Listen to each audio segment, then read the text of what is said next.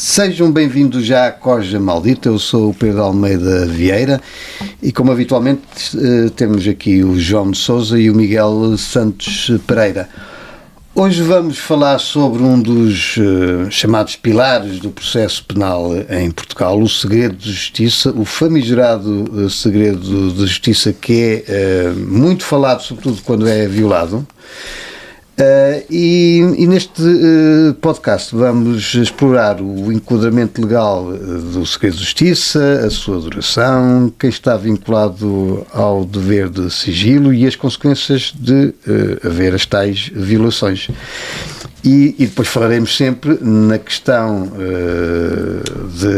do segredo de justiça e da liberdade de imprensa, porque os jornalistas geralmente pelam-se por terem fugas de informação que lhes permita violar o famigerado segredo de justiça.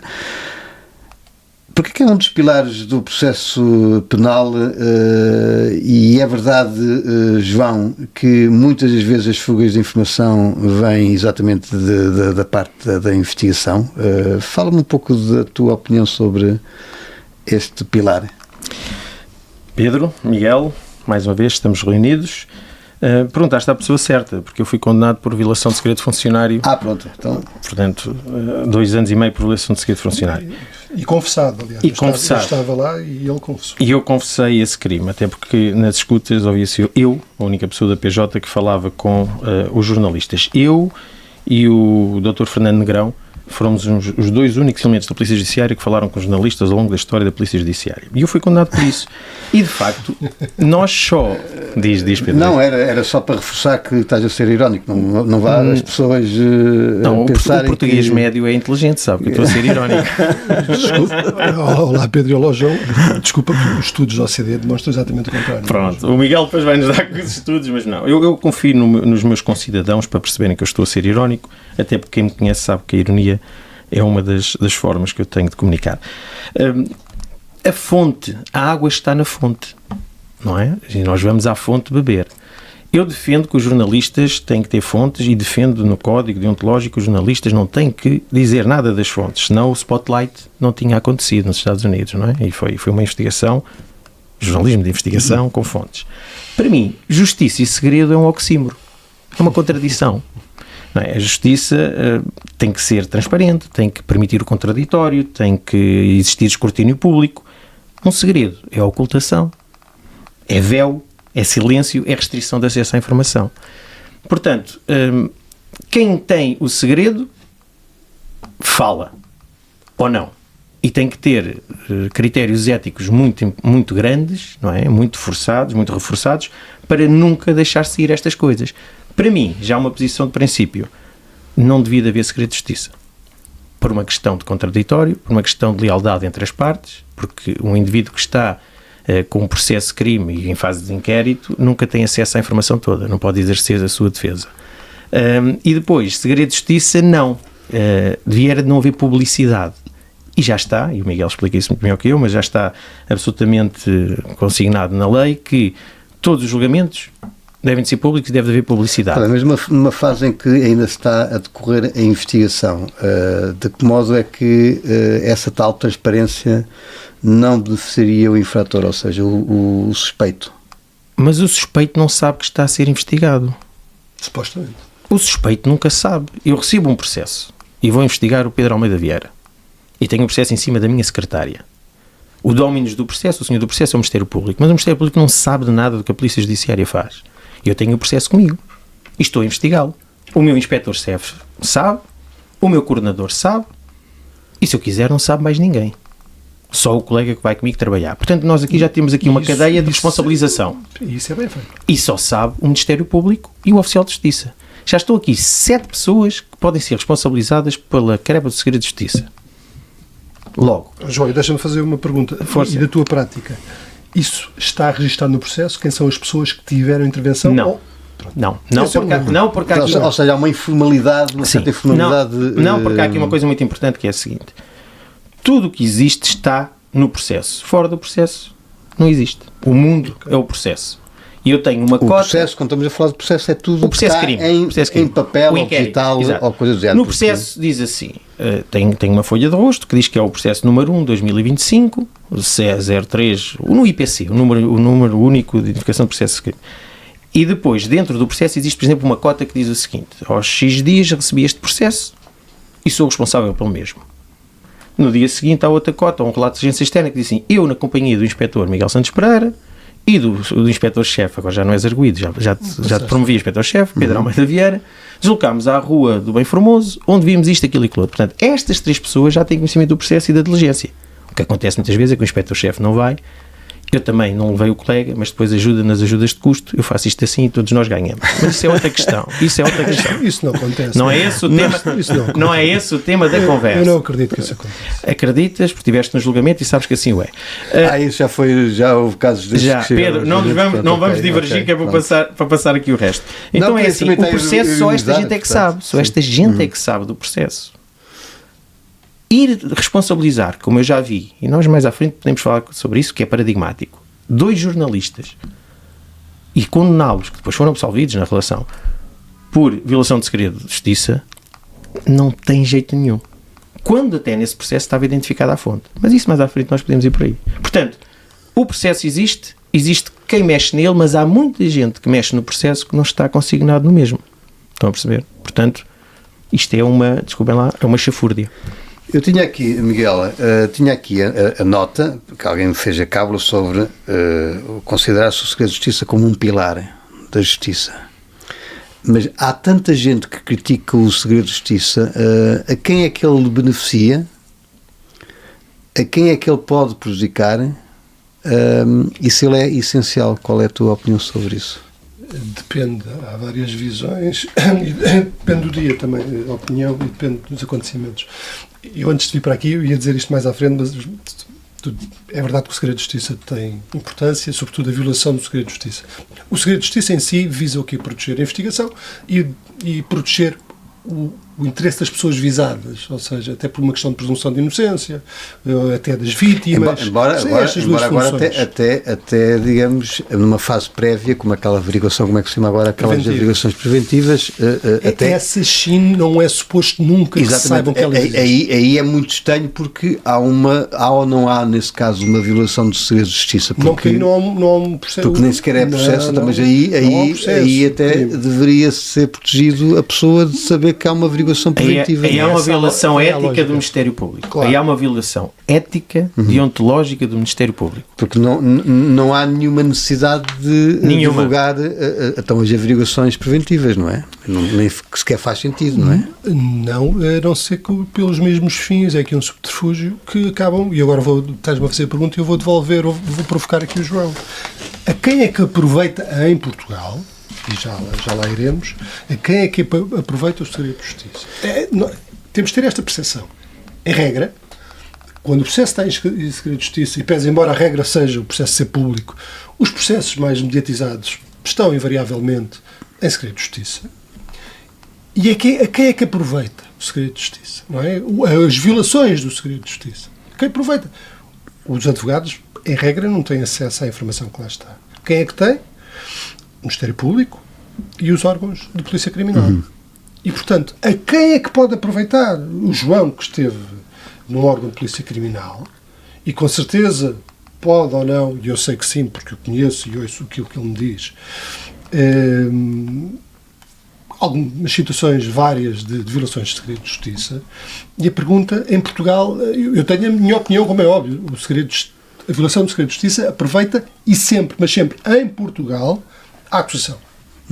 Para quê? Para estabelecer uma narrativa pública, para cortar aqui o princípio da presunção de inocência, e depois, a partir daí, é sempre mais fácil, os jornalistas agradecem, os jornalistas andam à procura de notícias para dar, e, portanto, nós não podemos criticar, eu concordo com o João, não podemos criticar os jornalistas, nem julgar os jornalistas. Os jornalistas têm, como é o teu caso, os jornalistas são os procuradores do povo, dos ouvintes, dos leitores, dos telespectadores. Porque isso coloca uma questão mais até ao nível do jornalismo, que é, geralmente, quando há uma fuga de informação, e é óbvio, eu nunca, posso agora aqui confessar, nunca violei o segredo de justiça pelo simples facto de que, como não é uma área que eu tenha abordado, nunca Mas, me Pedro, deram informação. Tu não tens o segredo de justiça na tua órbita, não é teu. Repara, tu nunca podes ter violado o segredo de justiça. E depois tens outra coisa, que é a ética aplicada. Na ética aplicada, que tu tens um código deontológico, tu tens o dever de dar a notícia. Depende. E se a notícia... repara uma coisa. Não, depende. Depende se ela tem importância... Mas é isso que é importante aqui também, é debatermos. Há uma coisa que, e já que o tema também entra na parte da comunicação social, hein? E para mim é claro, e confirma-se pelo aquilo que são as vossas duas visões, de que geralmente a violação do segredo de justiça vem de uma das partes. Da fonte. Mas também vem do advogado, até do arguido. Atenção. Vem do advogado, vem do arguido, vem do Ministério Público, vem de quem tem a informação. Mas depende das fases, não é? Depende das fases, não é? Se me for importante. Justiça só existe na fase de inquérito. Exatamente. Não, está bem, mas estou a falar de uma determinada fase do próprio inquérito, ou seja, há fases, julgo eu, em que o advogado também nem sequer tem acesso a toda a informação. Pedro, sem estar aqui a passar por cima do Miguel, mas é assim, o processo penal é público, salvo nos casos expressamente previstos na lei. Está no artigo 86, na publicidade do processo e do segredo de justiça. O inquérito está sujeito a segredo de justiça, o qual cessa com a dedução da acusação, com o arquivamento do processo ou com a aplicação de medida de coação que importe privação de liberdade. E depois, o juiz pode, mediante despacho fundamentado de arquivamento do Ministério Público, que continue sujeito a segredo de justiça enquanto não for proferida a decisão instrutória, quando a publicidade puser em causa a investigação criminal ou a dignidade das pessoas ou a paz pública. E agora só quero ler isto que eu estou a ler. O segredo de justiça vincula, isto é o número 4 do artigo 86, os magistrados judiciais e do Ministério Público, os funcionários de justiça, os órgãos de polícia criminal, os peritos, os consultores técnicos, os intérpretes e, agora repara, e as demais pessoas que, por qualquer título, tomem conhecimento do conteúdo dos autos. Isto vai atingir os jornalistas. Só que depois, estamos a falar de metaética, ética normativa e ética aplicada. E depois há aqui um conflito de interesses. É que depois há um conflito de interesses. Ainda há pouco falei no Spotlight. Não é? O caso célebre da Igreja dos Estados Unidos. Houve muita informação que não podia ter sido noticiada. E o filme, eu vi isto através do filme, eu não vi isto na realidade, é esta ponderação, Mas lá é diferente, João. Este combate ético. Mas a questão é esta. Se tu tens uma informação, eu vou dar um exemplo prático, o Miguel também conhece, o Miguel era o advogado assistente deste processo. 2 jornalistas, teus colegas, estiveram sentados no banco dos arguidos a ser julgados. O Henrique Machado, da TVI, e o Carlos Rodrigues Lima, da Sábado. E tiveram a ser julgados porquê? Porque deram notícias de operações que estavam ainda no seu início. Naquele julgamento, o Ministério Público, o Procurador, quando fez as suas alegações finais, isto está gravado, eu até publiquei nas minhas redes sociais, diz o seguinte: neste processo existe um nome que foi afastado desde o princípio, Pedro Fonseca. Para que as pessoas percebam, quem está a ouvir, Pedro Fonseca é o Diretor Nacional da Unidade de Corrupção da Polícia Judiciária. E o Pedro Fonseca tem N interseções telefónicas em que ele está a falar com o Eduardo Damas, com o Henrique Machado, com outros jornalistas, com o Carlos, com toda a gente, em que ele diz, dá informações sobre isto tudo. Portanto, a fonte está identificada. Claro que depois o Ministério Público disse, não pode ir o Pedro Fonseca, porque o Carlos Alexandre tirou o Pedro Fonseca da equação. Não, a questão aí, João, é que as informações que se via que eram dadas não configuravam crimes de violação de segredo de justiça, mas eventuais crimes de violação de segredo por funcionário. E aí o Ministério Público... Mas que são informações, sim, mas aí o Ministério Público, isto é grave, oficiou a Direção Nacional da Polícia Judiciária para que, como o crime de violação de segredo por funcionário é um crime semipúblico, não é público... O tal crime que eu fui condenado. O Ministério Público não tinha a legitimidade para seguir sozinho. Precisava de uma queixa da PJ. E não houve. O Ministério Público oficiou e não houve. E o diretor da Polícia Judiciária não fez aquilo que, por exemplo, fez a diretora do meu departamento quando eu fui a julgamento, que foi apresentar, ou fazer a denúncia e depois seguir essa investigação. Aquilo que ele fez foi até nomear o Dr. Pedro Fonseca como diretor da Unidade Nacional de Combate à Corrupção. Mas aquilo que eu queria dizer para terminar é o seguinte: quem tem a informação é esta fonte, é este diretor de departamento. Quem foi buscar informação são os teus colegas. Os teus colegas, porque aquilo tem interesse nacional, porque aquilo é notícia, deram a notícia e não têm que revelar as fontes. Não, isso é certo que não tem que revelar as fontes, nem em juízo. Então julgueu salvaguardados. Eu, enquanto advogado do assistente, e nós, Sim. e o João também estava presente, nós pedimos a absolvição do jornalista. Sim, com certeza. E estávamos a representar o assistente. Com certeza. Porque os jornalistas... Aliás, eu fiz uma pergunta nesse julgamento aos próprios jornalistas se o jornalista tinha... naquela situação ou noutras situações que já tivessem passado a receber informação por parte das fontes, se sentiu alguma vez, ou algumas vezes, que estava a ser um instrumento. E o jornalista foi sincero e disse, sim, eu por vezes fiquei com a sensação que eventualmente estava a ser um instrumento, mas o meu interesse é divulgar, é noticiar. Claro. E bem... Porque o interesse público ali sobrepõe-se. Bem ou mal, porque assim, a questão aqui é que tipo de informação é que, a questão aí é que lhe é passada. É assim, se me derem o processo todo, sim, eu pelo-me para o processo todo. Agora, se me dão só uma parte mas isso é dado às do fatias, processo, mas o problema é que quando, eu pessoalmente, é essa a minha opinião, claro, como jornalista, não é? É ótimo ter acesso a um determinado assunto de uma fonte, como seja a PJ ou o Ministério Público. Posso dar outro exemplo? Agora, quando eu sinto que estou a ser instrumentalizado, sim. Eu estou a manipular depois a opinião pública. Deixa-me dar um exemplo. E isso é uma questão ética. Mas isso é o que acaba por acontecer. Miguel, permite um exemplo. Mas eu não acho que todas as informações são suscetíveis de dar. Claro, até depois tens de fazer o trabalho. Depois tem que fazer o trabalho. Mas sabes qual é o problema aí, Pedro? Tu não podes fazer contraditório porque quem vais fazer o contraditório não desconhece os factos. E depois tens aí outro problema. É que se isto for dado a um determinado número de jornalistas, como à partida parece que acontece, se alguém se recusar a dar, deixa de receber, claro, e a notícia vai ser a mesma porque há outros que vão dar. Isso é outra questão que vai mais para além daquilo que é o mas deixa-me dar. Não, mas é por isso, mas é isso que se viola o segredo de justiça. Eu passo já a palavra, mas é por isso. Mas no fim, era bom que não acabemos este programa sem dizer uma coisa, eu vou deixar só aqui o teaser no ar. É muito fácil, mesmo em Portugal, acabar com as violações de segredo de justiça. Claro. Segue, João. Deixa-me só dar um exemplo prático que também nós conhecemos, porque fazíamos parte da equipa de defesa da pessoa. E é grave porque a pessoa foi condenada a 20 anos de pena de prisão. No caso dos dois fuzileiros que foram condenados pela morte do agente Fábio Guerra, logo de início existe, por parte de um órgão de comunicação social, TVI, o Henrique Machado é que deu essa notícia, e o mesmo Henrique Machado esteve neste julgamento, aparece um vídeo da discoteca MOM onde se vê as imagens. Parcialmente. Esse vídeo tinha que estar nas mãos da polícia. E só podia estar nas mãos da polícia. Ok? Mas podia estar nas mãos do senhor da discoteca, podia ter chegado a ele. Pronto. Isso tudo bem. Agora, o que vem a seguir é que é grave. É que a seguir, o mesmo Henrique Machado diz que, no comentário, que é também uma coisa esquisita, jornalista, comentário, não sei se é comentarista, se é jornalista, diz o seguinte: os senhores agentes da PSP identificaram-se e disseram polícia, parem. Passado um ano e tal, no julgamento, ficou provado que os polícias não se identificaram.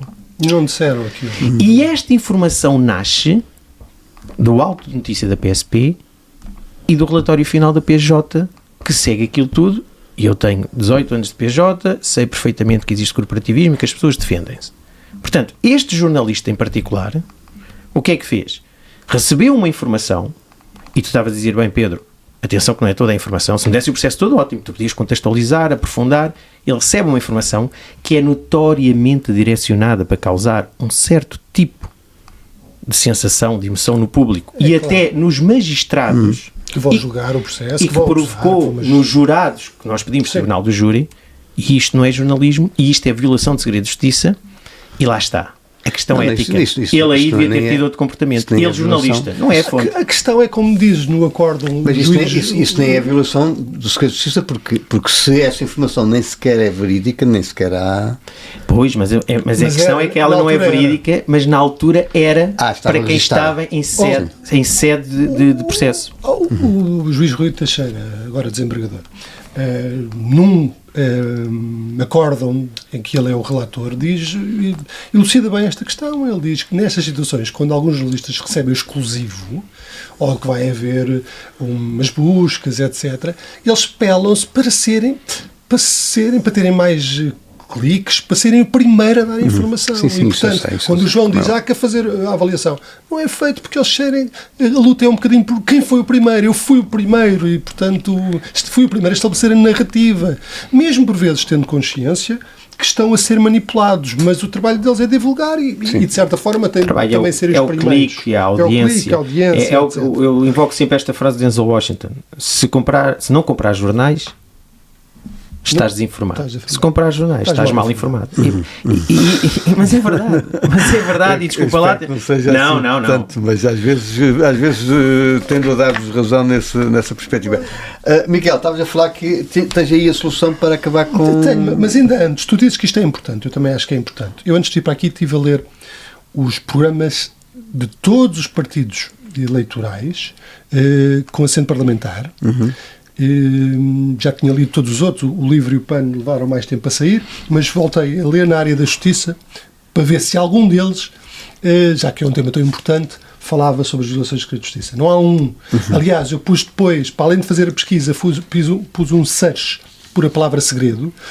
No programa do PCP aparece qualquer coisa a falar sobre o segredo de Estado. No programa do PS aparece qualquer coisa a dizer que enquadrar o segredo de justiça como um direito fundamental.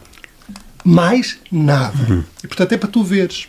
E para tu veres a importância que isto não só não tem para os políticos, como a própria violação do segredo de justiça funciona como um instrumento de alguns partidos contra outros, sobretudo nas autarquias. Sim. E aqui, os manipulados, os idiotas úteis, se quisermos, embora a expressão seja um bocadinho forte, são os investigadores e o próprio Ministério Público. Tal como aquilo que aconteceu na averiguação preventiva ao Pedro Nuno Santos. Alguém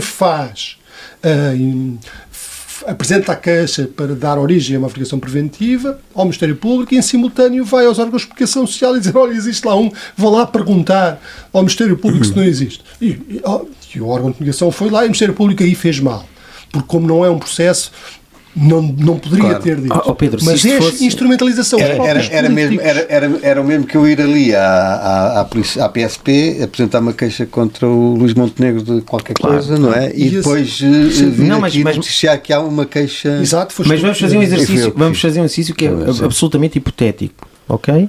Que é o seguinte: imagina tu que assim num tipo House of Cards, Frank Underwood, era o próprio Pedro Nuno Santos que apresentava queixa contra si, por interposta pessoa, aliás, isso foi inventado, para depois conseguir ter lucro mediático, porque ele expôs tudo e o Luís Montenegro não. Tudo, não se esqueçam que há pessoas muito mais ardilosas que nós, muito mais inteligentes e muito mais capazes. Não estou com isto a dizer, isto é um puro exercício académico, hipotético.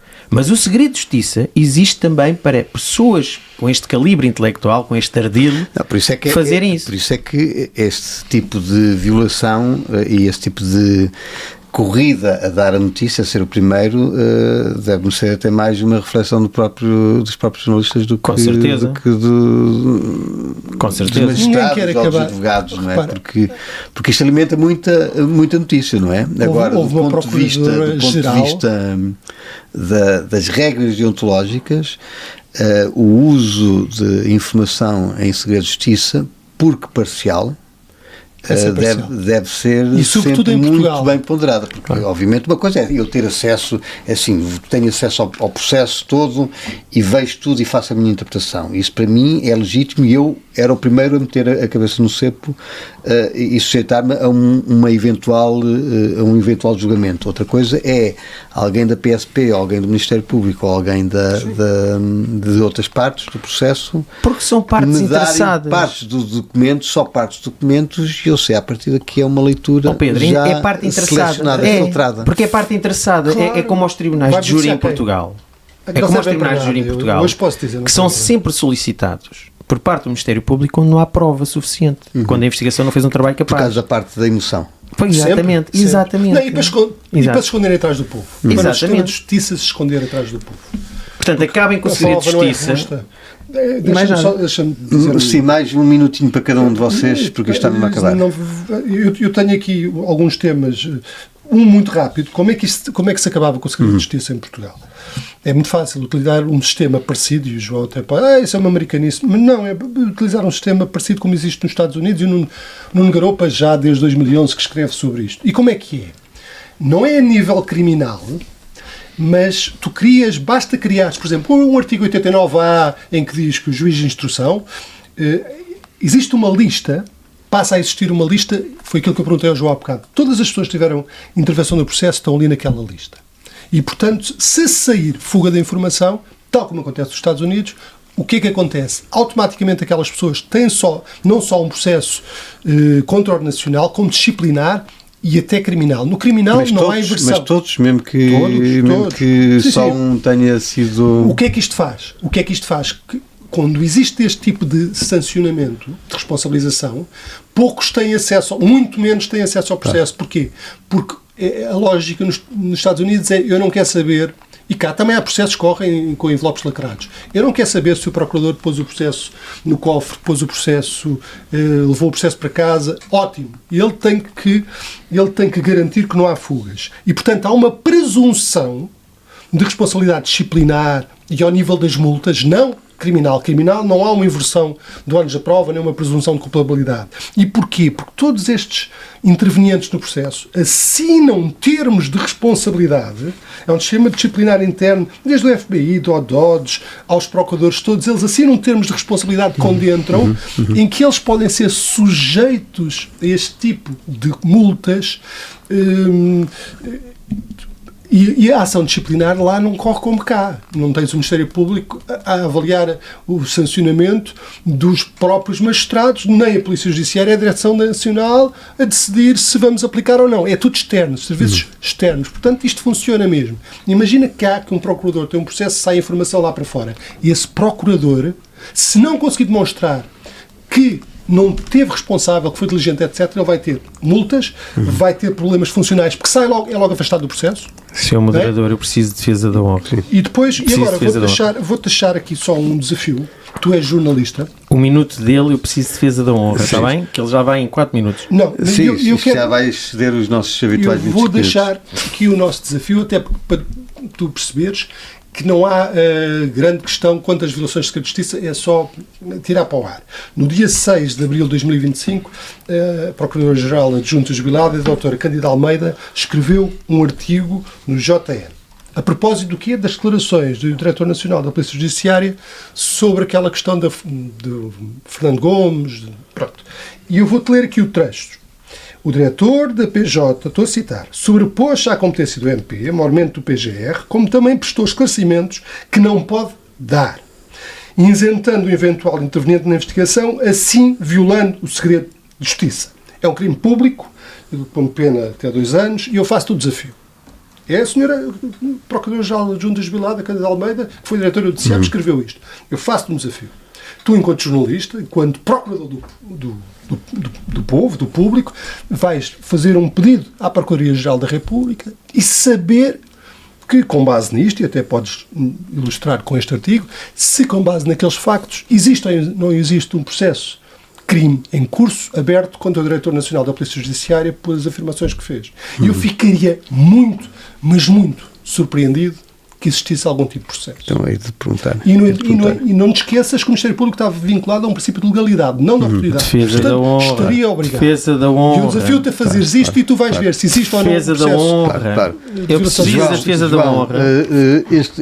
Este podcast vai ficar em 30 minutos, portanto tens 1 minuto e meio. É a defesa da honra, é muito rápido. Americanices. Disse ele, que o João vai dizer americanices. Não, americanices é uma palavra de jogo nossa, que era o que os meus colegas diziam que eu tinha. Isso é americanices do João, porque eu queria as coisas protocoladas, feitas como deve ser. É só a defesa da honra. Eu não queria dizer isso a ele. Vou só dizer o seguinte: em Portugal é impossível implementar isso.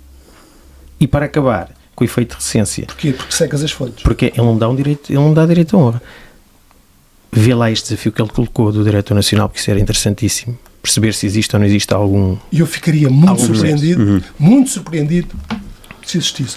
E o Ministério Público está obrigado a isso. Não, eu vou fazer a pergunta e depois vamos aqui pôr isso em pratos limpos num próximo programa.